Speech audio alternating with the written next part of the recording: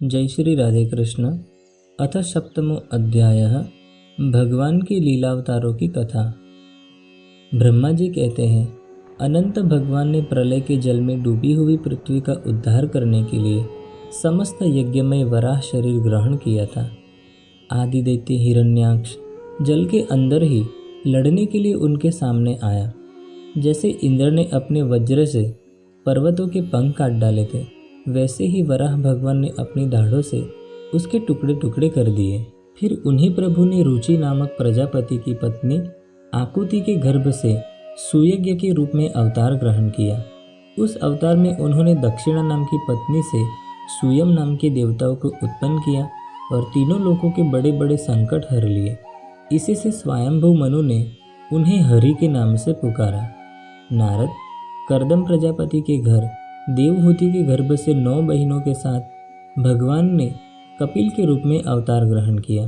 उन्होंने अपनी माता को उस आत्मज्ञान का उपदेश किया जिससे वे इसी जन्म में अपने हृदय के संपूर्ण मल, तीनों गुणों की आसक्ति का सारा कीचड़ धोकर श्री कपिल भगवान के वास्तविक स्वरूप को प्राप्त हो गई। महर्षि अत्रि भगवान को पुत्र रूप में प्राप्त करना चाहते थे। उन पर प्रसन्न होकर भगवान ने उनसे एक दिन कहा कि मैंने अपने आप को तुम्हें दे दिया। इसी से अवतार लेने पर भगवान का नाम दत्त यानी दत्तात्रेय पड़ा। उनके चरण कमलों के पराग से अपने शरीर को पवित्र करके राजा यदु और सहस्त्रार्जुन आदि ने योग की, भोग और मोक्ष दोनों ही सिद्धियां प्राप्त की। नारद, सृष्टि के प्रारंभ में मैंने विविध लोकों को रचने की इच्छा से तपस्या की। मेरे उस अखंड तप से प्रसन्न होकर उन्होंने तप अर्थ वाले सन नाम से युक्त होकर सनक, सनंदन, सनातन और सनत कुमार के रूप में अवतार ग्रहण किया। इस अवतार में उन्होंने प्रलय के कारण पहले कल्प के भूले हुए आत्मज्ञान का ऋषियों के प्रति यथावत उपदेश किया, जिससे उन लोगों ने तत्काल परम तत्व का अपने हृदय में साक्षात्कार कर लिया। धर्म की पत्नी दक्ष कन्या मूर्ति के गर्भ से वे नर नारायण के रूप में प्रकट हुए। उनकी तपस्या का प्रभाव उन्हीं के जैसा है। इंद्र की भेजी हुई काम की सेना अप्सराएं उनके सामने जाते ही अपना स्वभाव खो बैठे। वे अपने हाव भाव से उन आत्मस्वरूप भगवान की तपस्या में विघ्न नहीं डाल सके। नारद, शंकर आदि महानुभाव अपनी रोष भरी दृष्टि से कामदेव को जला देते हैं, परंतु अपने आप को जलाने वाले असह्य क्रोध को वे नहीं जला पाते। वहीं क्रोध नर नारायण के निर्मल हृदय में प्रवेश करने के पहले ही डर के मारे कांप जाता है। फिर भला उनके हृदय में काम का प्रवेश तो हो ही कैसे सकता है।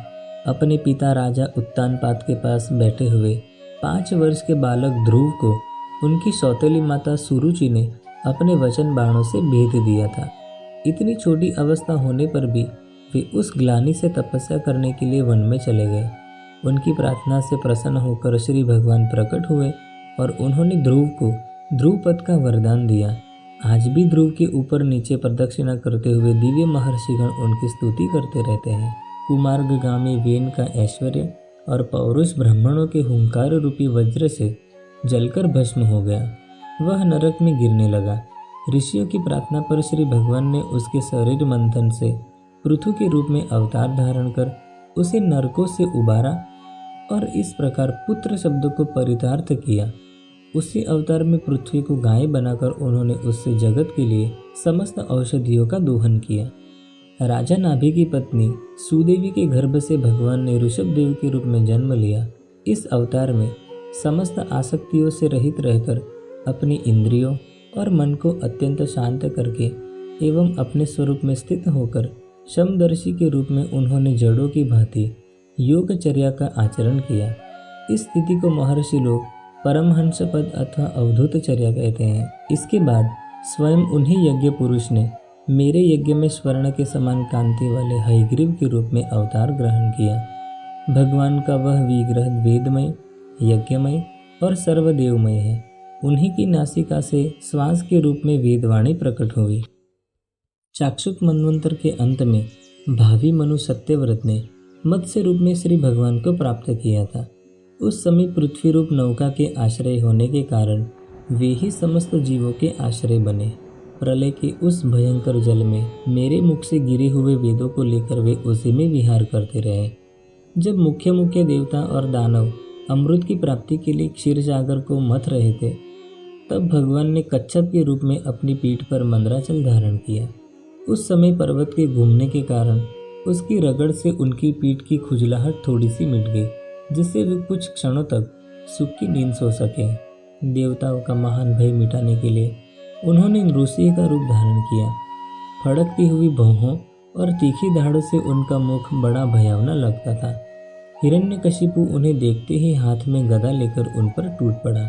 इस पर भगवान ऋषि ने दूर से ही उसे पकड़कर अपनी जांघों पर डाल लिया और उसके छटपटाते रहने पर भी अपने नखों से उसका पेट फाड़ डाला। बड़े भारी सरोवर में महाबली ग्राह ने गजेंद्र का पैर पकड़ लिया। जब बहुत थककर वह घबरा गया, तब उसने अपने सूंड में कमल लेकर भगवान को पुकारा, हे आदि पुरुष, हे समस्त लोकों के स्वामी, हे श्रवण मात्र से कल्याण करने वाले। उसकी पुकार सुनकर अनंत शक्ति भगवान चक्रपाणि गरुड़ की पीठ पर चढ़कर वहां आए और अपने चक्र से उन्होंने ग्राह का मस्तक उखाड़ डाला। इस प्रकार कृपा परवश भगवान ने अपने शरणागत गजेंद्र की सूंड पकड़कर उस विपत्ति से उसका उद्धार किया। भगवान वामन अदिति के पुत्रों में सबसे छोटे थे, परंतु गुणों की दृष्टि से वे सबसे बड़े थे, क्योंकि यज्ञ पुरुष भगवान ने इस अवतार में बलि के संकल्प छोड़ते ही संपूर्ण लोकों को अपने चरणों से ही नाप लिया था। वामन बनकर उन्होंने 3 पग पृथ्वी के बहाने बलि से सारी पृथ्वी तो ले ली, परंतु इससे यह बात सिद्ध कर दी कि सन्मार्ग पर चलने वाले पुरुषों को याचना के सिवा और किसी उपाय से समर्थ पुरुष भी अपने स्थान से नहीं हटा सकते। दैत्यराज बलि ने अपने सिर पर स्वयं वामन भगवान का चरणामृत धारण किया था। ऐसी स्थिति में उन्हें जो देवताओं के राजा इंद्र की पदवी मिली, इसमें कोई बलि का पुरुषार्थ नहीं था। अपने गुरु शुक्राचार्य के मना करने पर भी वे अपनी प्रतिज्ञा के विपरीत कुछ भी करने को तैयार नहीं हुए। और तो क्या, भगवान का तीसरा पग पूरा करने के लिए उनके चरणों में सिर रख उन्होंने अपने आप को भी समर्पित कर दिया। नारद, तुम्हारे अत्यंत प्रेम भाव से परम प्रसन्न होकर हंस के रूप में भगवान ने तुम्हें योग, ज्ञान और आत्म तत्व को प्रकाशित करने वाले भागवत धर्म का उपदेश किया। वह केवल भगवान के शरणागत भक्तों को ही सुगमता से प्राप्त होता है। वे ही भगवान स्वयंभू आदि मनवंतरों में मनु के रूप में अवतार लेकर मनुवंश की रक्षा करते हुए 10 दिशाओं में अपने सुदर्शन चक्र के समान तेज से बेरोक टोक निष्कंटक राज्य करते हैं। तीनों लोकों के ऊपर सत्यलोक तक उनके चरित्रों की कमनीय कीर्ति फैल जाती है और उसी रूप में वे समय समय पर पृथ्वी के भारभूत दुष्ट राजाओं का दमन भी करते रहते हैं। स्वनाम धन्य भगवान धन्वंतरी अपने नाम से ही बड़े बड़े रोगियों के रोग तत्काल नष्ट कर देते हैं। उन्होंने अमृत पिलाकर देवताओं को अमर कर दिया और दैत्यों के द्वारा हरण किए हुए उनके यज्ञ भाग उन्हें फिर से दया दिए। उन्होंने ही अवतार लेकर संसार में आयुर्वेद का प्रवर्तन किया। जब संसार में ब्राह्मण द्रोही आर्य मर्यादा का उल्लंघन करने वाले नारकीय क्षत्रिय और नाश के लिए ही दैववश बढ़ जाते हैं और पृथ्वी के कांटे बन जाते हैं, तब भगवान महापराक्रमी परशुराम के रूप में अवतीर्ण होकर अपनी तीखी धार वाले फरसे से 21 बार उनका संहार करते हैं। मायापति भगवान हम पर अनुग्रह करने के लिए अपनी कलाओं भरत, शत्रुघ्न और लक्ष्मण के साथ श्री राम के रूप में इक्ष्वाकु के वंश में अवतीर्ण होते हैं। इस अवतार में अपने पिता की आज्ञा का पालन करने के लिए अपनी पत्नी और भाई के साथ वे वन में निवास करते हैं। उसी समय उनसे विरोध करके रावण उनके हाथों मरता है। त्रिपुर विमान को जलाने के लिए उद्यत शंकर के समान जिस समय भगवान राम शत्रु की नगरी लंका को भस्म करने के लिए समुद्र तट पर पहुंचते हैं, उस समय माता सीता के वियोग के कारण बढ़ी हुई क्रोधाग्नि से उनकी आंखें इतनी लाल हो जाती है कि उनकी दृष्टि से ही समुद्र के मगरमच्छ, सांप और ग्राह आदि जीव जलने लगते हैं और भय से थरथर कांपता हुआ समुद्र झटपट उन्हें मार्ग दे देता है। जब रावण की कठोर छाती से टकराकर इंद्र के वाहन ऐरावत के दांत चूर चूर होकर चारों ओर फैल गए थे, जिससे दिशाएं सफेद हो गई थी, तब दिग्विजयी रावण घमंड से फूलकर हंसने लगा था। वही रावण जब श्री रामचंद्र जी की पत्नी सीता जी को चुरा ले जाता है और लड़ाई के मैदान में उनसे लड़ने के लिए गर्वपूर्वक आता है, तब भगवान श्री राम के धनुष की टंकार से ही उसका वह घमंड प्राणों के साथ तत्क्षण विलीन हो जाता है। जिस समय झुंड के झुंड दैत्य पृथ्वी को रोन डालेंगे, उस समय उसका भार उतारने के लिए भगवान अपने सफ़ेद और काले केश से बलराम और श्री कृष्ण के रूप में अवतार ग्रहण करेंगे। वे अपनी महिमा को प्रकट करने वाले इतने अद्भुत चरित्र करेंगे कि संसार के मनुष्य उनकी लीलाओं का रहस्य बिल्कुल नहीं समझ सकेंगे।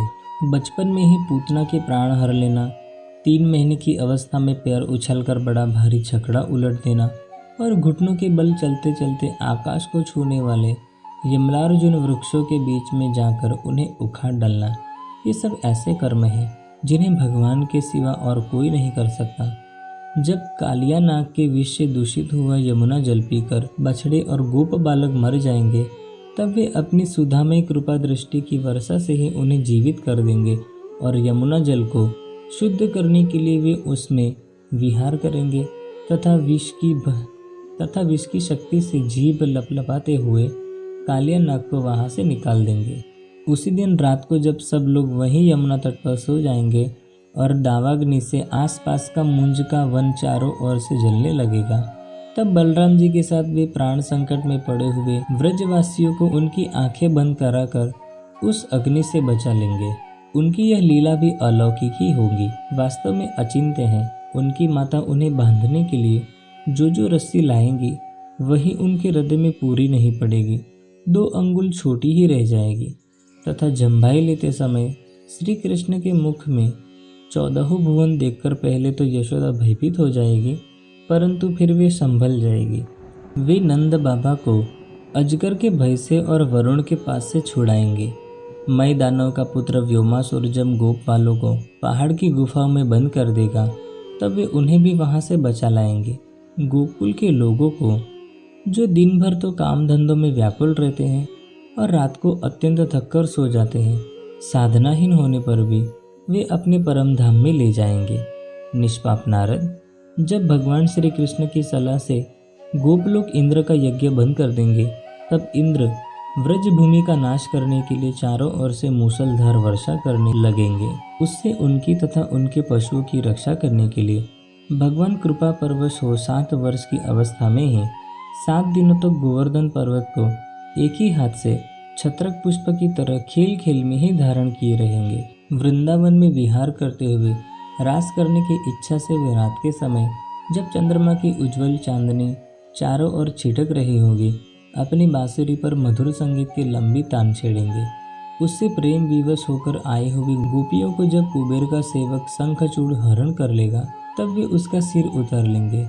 और भी बहुत से प्रमलासुर, धेनुकासुर, बकासुर, केसी, अरिष्ठासुर आदि दैत्य, चाणूर आदि पहलवान, कुवलयापीड़ हाथी, कंस, कालयवन, भौमासुर, मिथ्या वासुदेव, शाल्व, द्विविद, वानर, बलवल, दंतवक्त्र, राजा नग्नजीत के 7 बैल, शंबरासुर, विदुरथ और रुक्मी आदि तथा काम्बोज, मत्स्य, कुरु, कैकई और सृंजय आदि देशों के राजा लोग एवं जो भी युद्ध धनुष धारण करके युद्ध के मैदान में सामने आएंगे, वे सब बलराम, भीमसेन और अर्जुन आदि नामों की आड़ में स्वयं भगवान के द्वारा मारे जाकर उन्हीं के धाम में चले जाएंगे। समय के फेर से लोगों की समझ कम हो जाती है, आयु भी कम होने लगती है।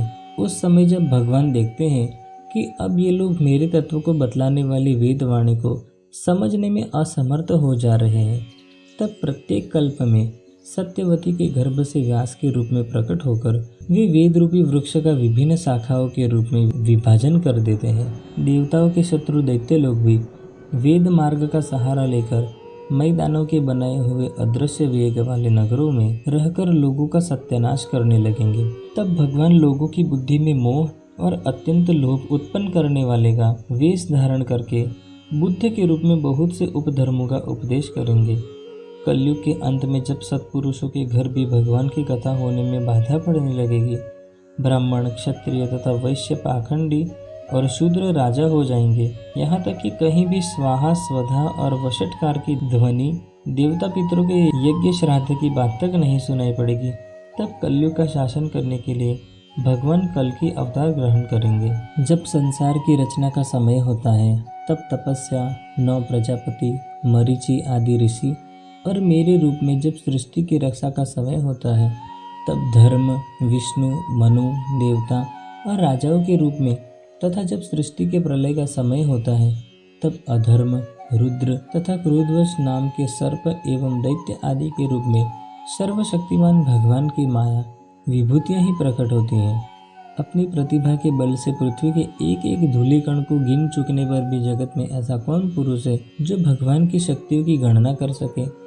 जब वे त्रिविक्रम अवतार लेकर त्रिलोकी को नाप रहे थे, उस समय उनके चरणों के अदम्य वेग से प्रकृति रूप अंतिम आवरण से लेकर सत्यलोक तक सारा ब्रह्मांड कांपने लगा था। तब उन्होंने ही अपनी शक्ति से उसे स्थिर किया था। समस्त सृष्टि की रचना और संहार करने वाली माया उनकी एक शक्ति है। ऐसी ऐसी अनंत शक्तियों के आश्रय उनके स्वरूप को न मैं जानता हूँ और न वह तुम्हारे बड़े भाई सनकादि ही, फिर दूसरों का तो कहना ही क्या है। आदिदेव भगवान शेष सहस्त्र मुख के उनके गुणों का गायन करते आ रहे हैं, परंतु वे अब भी उसके अंत की कल्पना नहीं कर सके। जो निष्कपट भाव से अपना सर्वस्व और अपने आप को भी उनके चरण कमलों में निछावर कर देते हैं, उन पर वे अनंत भगवान स्वयं ही अपनी ओर से दया करते हैं और उनकी दया के पात्र ही उनकी दुस्तर माया का स्वरूप जानते हैं और उसके पार पा जाते हैं। वास्तव में ऐसे पुरुष ही कुत्ते और सियारों के कलेवा रूप अपने और पुत्रादि के शरीर में यह मैं हूँ और यह मेरा है ऐसा भाव नहीं करते। प्यारे नारद, परम पुरुष की उस योग माया को मैं जानता हूँ तथा तुम लोग भगवान शंकर, दैत्यकुल, भूषण, प्रहलाद, शत्रुपा, मनु, मनुपुत्र, प्रियव्रत आदि प्राचीन बरही रुभु और ध्रुव भी जानते हैं। इनके सिवा ईश्वाकु, पुरुरुवा, मुचुकुंद, जनक, गाधी, रघु, अम्बरीश, सगर, गय, ययाति आदि तथा मानधाता, अलर्क, शतधन्वा, अनु, रंतिदेव, भीष्म, बलि, अमूर्तरय, दिलीप, शौभरी, उत्तंक, शिबी, देवल, पिपलाद, सारस्वत, उद्धव, पराशर, भूरिसेन एवं विभीषण, हनुमान, सुखदेव, अर्जुन, आर्ष्टिसेन, विदुर और श्रुतदेव आदि महाभावी जानते हैं। जिन्हें भगवान के प्रेमी भक्तों का सा स्वभाव बताने की शिक्षा मिली है, वे स्त्री, शूद्र, हूण, भील और पाप के कारण पशु पक्षी आदि योनियों में रहने वाले भी भगवान की माया का रहस्य जान जाते हैं और इस संसार सागर से सदा के लिए पार हो जाते हैं। फिर जो लोग वैदिक सदाचार का पालन करते हैं, उनके संबंध में तो कहना ही क्या है। परमात्मा का वास्तविक स्वरूप एक रस, शांत, अभय एवं केवल ज्ञान स्वरूप है। न उसमें माया का मल है और न तो उसके द्वारा रची हुई विषमताएं हैं। वह सत और असत दोनों से परे है। किसी भी वैदिक या लौकिक शब्द की वहां तक पहुंच नहीं है। अनेक प्रकार के साधनों से संपन्न होने वाले कर्मों का फल भी वहां तक नहीं पहुंच सकता। और तो क्या, स्वयं माया भी उसके सामने नहीं जा पाती, लजाकर भाग खड़ी होती है। परम पुरुष भगवान का वही परम पद है। महात्मा लोग उसी का शोक रहित अनंत आनंद स्वरूप ब्रह्म के रूप में साक्षात्कार करते हैं। संयमशील पुरुष उसी में अपने मन को समाहित करके स्थित हो जाते हैं। जैसे इंद्र स्वयं मेघ रूप से विद्यमान होने के कारण जल के लिए कुआं खोदने की कुदाल नहीं रखते, वैसे ही वे भेद दूर करने वाले ज्ञान साधनों को भी छोड़ देते हैं। समस्त कर्मों के फल भी भगवान ही देते हैं, क्योंकि मनुष्य अपने स्वभाव के अनुसार जो शुभ कर्म करता है वह सब उन्हीं की प्रेरणा से होता है। इस शरीर में रहने वाले पंचभूतों के अलग अलग हो जाने पर जब यह शरीर नष्ट हो जाता है, तब भी इसमें रहने वाला अजन्मा पुरुष आकाश के समान नष्ट नहीं होता। बेटा नारद, संकल्प से विश्व की रचना करने वाले स ऐश्वर्य संपन्न भगवान श्री हरि का मैंने तुम्हारे सामने संक्षेप में वर्णन किया। जो कुछ कार्य कारण अथवा भाव अभाव है, वह सब श्री भगवान से भिन्न नहीं है। फिर भी भगवान तो इससे पृथक भी है ही। भगवान ने मुझे जो उपदेश किया था वह यही भागवत है। इसमें भगवान की विभूतियों का संक्षिप्त वर्णन है। तुम इसका विस्तार करो। जिस प्रकार सबके आश्रय और सर्वस्वरूप भगवान श्री हरि में लोगों की प्रेममयी भक्ति हो, ऐसा निश्चय करके इसका वर्णन करो। जो पुरुष भगवान की अचिंत्य शक्ति माया का वर्णन या दूसरे के द्वारा किए हुए वर्णन का अनुमोदन करते हैं अथवा श्रद्धा के साथ नित्य श्रवण करते हैं, उनका चित्त माया से कभी मोहित नहीं होता। इति श्रीमद्भागवते महापुराणे पारमहंस्यां द्वितीय स्कंदे ब्रह्म नारद संवादे सप्तमो अध्यायः। अथाष्टमो अध्यायः राजा परीक्षित के विविध प्रश्न। इसे हम कल देखेंगे। तब तक के लिए जय श्री राधे कृष्ण।